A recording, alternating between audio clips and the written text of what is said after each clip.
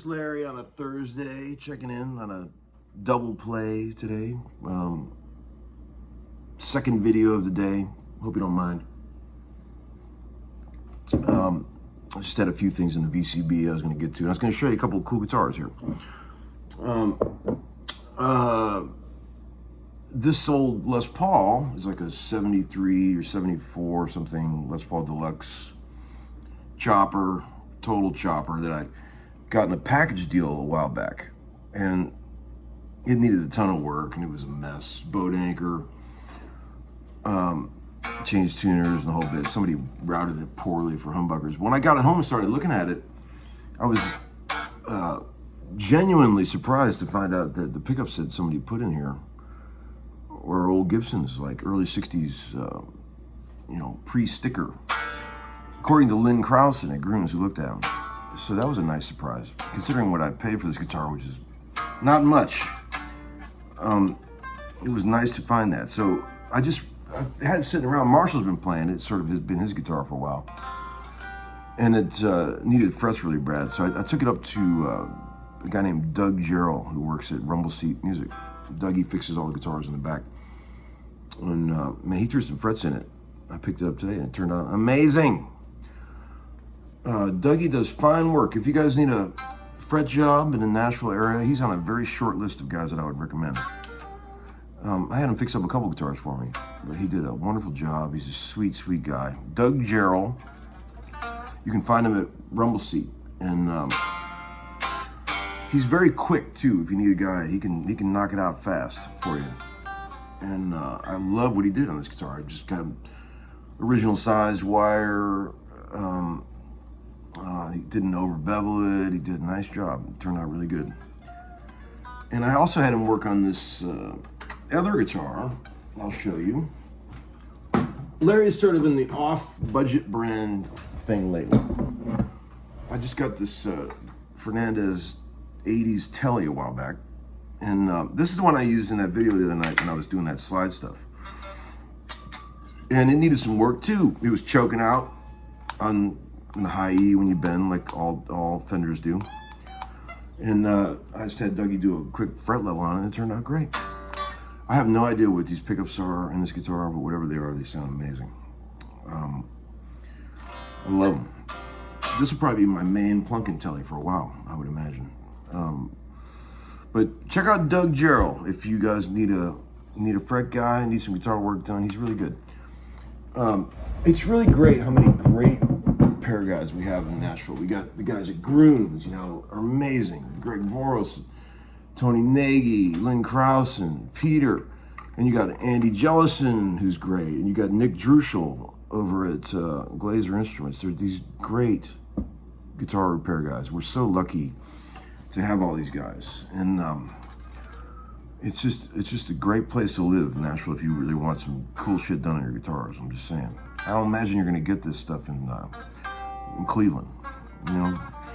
Kenny Lesko's up there though, and he does a great job. How you doing there, Kenny? Let's see. I got some VCB stuff for you. I've been over at the new house working on it a lot, and man, you guys know what a pain in the ass moving is, but we've been doing a bunch of prepping it, painting it, getting all ready to go. And I realized that one sad realization is that the garage is not nearly as big as the garage that I have now. And I'm gonna have to get rid of that Monte Carlo as much as I don't want to. I love that car. But I'm gonna have to launch that car. I can fit the Impala in there, but if I try to put both those cars in that garage, it's gonna be so tight that it ain't gonna work. So anybody out there needs a great old 1970 Monte Carlo, let me know. It'll probably be somewhere in the low 20s. That's what I paid for it, and I put a bunch of work into it. All new brakes, bunch of work. I had it really dialed in. That car is running beautifully. It's in great shape. So if anybody's interested, let me know. It's kind of a weird thing for the garage sale, but I'll probably just consign it at Street Side Classics if nobody wants it, but let me know if you want to take a look at it. Pretty cool rad. 350 crate motor in it. And it runs great. It's beautiful condition. What else we got? We got lots of stuff for the VCB. Let me get the corporate eye for you. I want to say thank you to the guys at Diodario. Andy Pitcher. I thought I was off the artist list. I used to have a Diodario endorsement years ago.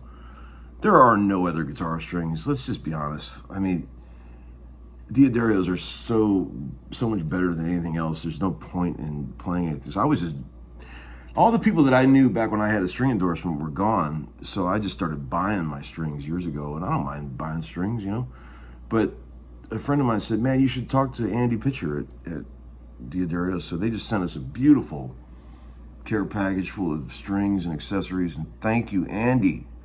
I also wanted to say thank you to Goodrich Sound for a nice volume pedal that they gave me that I'm using right now. Very cool Goodrich volume pedal. Thank you guys for all that. And thank you for all the PayPal donations that you guys have sent along, trying to help me along. I appreciate it. I really, really do. It helps. It really helps a lot because I am spending some money, my friends.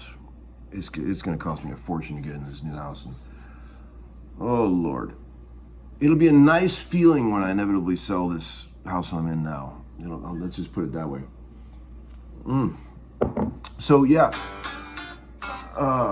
One guy said in the VCB, I get this question a lot.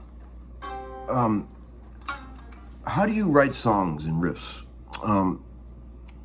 Kind of a weird, ambiguous question, but I can really, honestly, I can answer it. My normal thing that I do is I'll just sit down with a guitar, you know, or piano, or whatever I'm working on, and I just start playing, and I can't stand 99% of it. I'll just start playing. I just get something going, and it's always stuff that I've done too many times, and I hate it. It's super boring, and then I play something else that I'm bored with. And then I move on to something else that I'm bored with that I've done too many times. And then every once in a while, right in the middle of some lick, I'll play something. And my brain just goes, ooh, that's cool. And I'll stop and I'll look at that and I'll start exploring that idea. And then I start building it together, editing things. I try to come up with like 2 or 3 different cool ideas to string together any kind of instrumental piece, right? So it has a little somewhere to go, like an A and B, and hopefully C if you get lucky. But that's what I do. Basically, anything I write is just me trying to play something that I'm not totally sick of, that I can't stand hearing myself play again.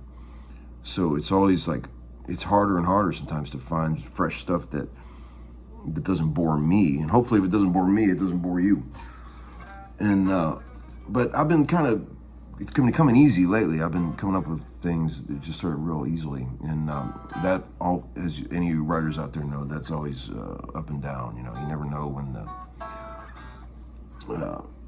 the writer's block's going to set in, you know, and the boredom and all that. But that's what I do. That little thing I wrote this morning on that resonator guitar just came together real quick. Goofing around with some different tunings and played a couple of riffs that I liked, and I was like, oh, that's cool. Made up a little tune, and there you go. Another guy said, totally off, different subject. He said, hey, Larry, do you find as you've gotten older, your interest in finding cool guitars is waning? Yes, absolutely. There's no question about it. It's waned quite a bit, to be honest. I mean, I know you guys probably think that it sounds silly for me to say that because I'm always showing you guys different guitars and things, but I gotta tell you, man, I don't hunt guitars 1/10 as much as I used to when I was in my younger years. All I did for decades was hunt guitars and women, but I just don't have the energy anymore or the interest really in doing that. And I gotta tell you, man, ever since I got that burst and that gold top, there's not much reason to be hunting guitars, man. I mean, I just can't imagine being happier with some other instrument besides those 2 guitars. I mean, it's pretty much the top of the mountain right there, at least for me. And you know, what's the point in buying another Les Paul or this or that? You know, it's like what would interest me was like something that's got some totally unique new sound, you know, some kind of oddball guitar that has a really unique voice of its own. I'd still be into that, but you know, I've got less guitars than you guys think I do. I would say that total instruments, this counts everything: dobros, banjos, mandolins, acoustics, basses. I've got less than 50 total instruments, which isn't crazy for a guy that, you know, that's a full-time lifer musician, you know. It's not really that much. Yeah, I just don't. I mean, when stuff comes to me though, you know, people will always call me when they're selling stuff, and you know, it takes a lot to move the needle for me. But every once in a while, I'd be like, oh, that sounds like a cool one, you know, and I'll look into it. But that's about it. Another guy said, Larry, what do you think about tribute bands? You know, when I was younger, I thought it was cool. Like I used to love going to see that band in Cleveland that they had their own songs, but you could consider them a bit of a Genesis tribute band, I suppose. I love them, Fairweather, and I see why people love tribute bands and all that. I get it, but at this age, I have my line of thinking is that it's just totally silly. It's silly to me to the whole tribute band thing is just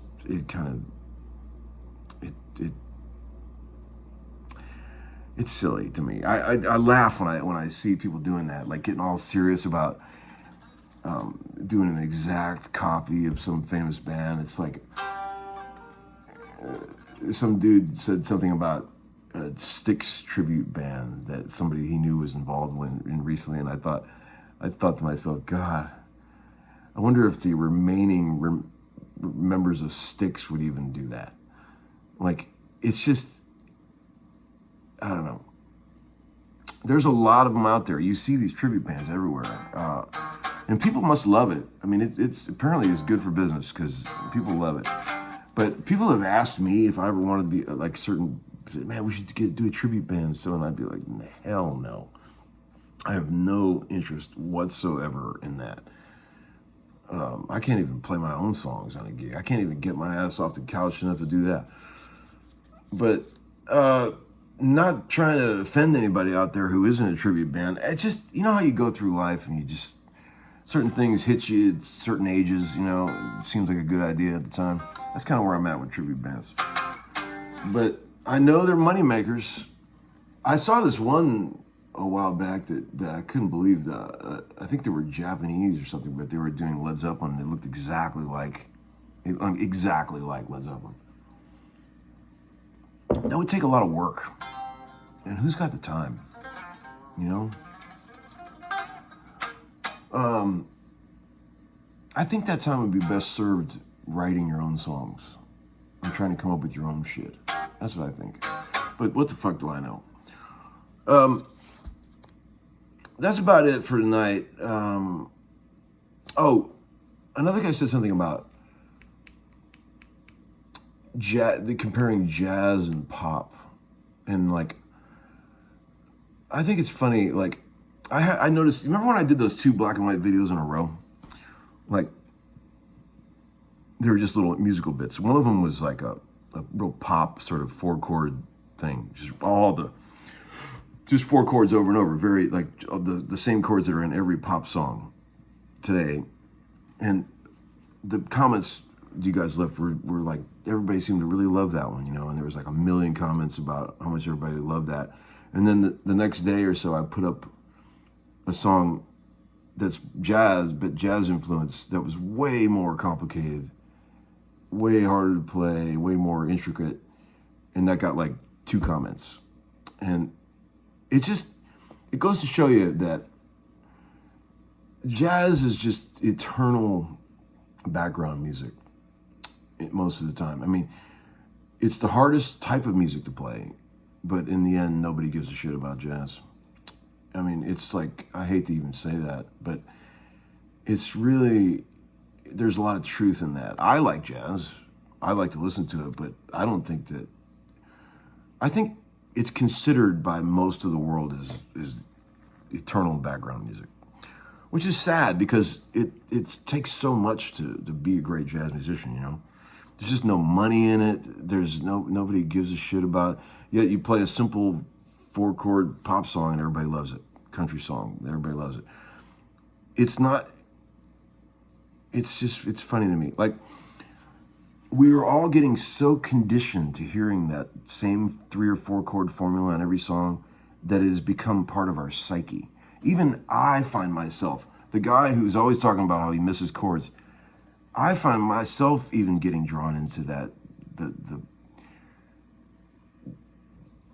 what you'd say, the pablum of these 4-chord progressions over and over. They're so predictable, but they suck you in. And like, I thought it was really funny. We were driving in the car the other day, and I always put on weird songs for the boys to listen to. And I put on The Colony of Slippermen by Genesis off the Lamb Lies Down on Broadway album. Played the whole thing loud as hell in the car. And we got done listening to it. And I always ask him, like, what'd you think, boys? And Marshall goes, I don't like it, Dad. He's like, it's just so weird. He's like, is that even music? I see what he's saying. Like, I get it. He's got a wide open ear. Like, he likes a lot of complicated music, but I could see how somebody would listen to that and just go, that's not even music. That's just dumb. I get it. We're getting conditioned by this modern era of music to just, our brains can only, all we want to hear is the same 4 chords over and over. It's happening to all of us. I hate to even say this, but you know what I'm talking about. I'm telling you. You know what I'm talking about. Let me know your thoughts on that subject, friends. It's perplexing, isn't it? Have a great night. I'll see you all soon, okay? Have a great weekend. Over and out.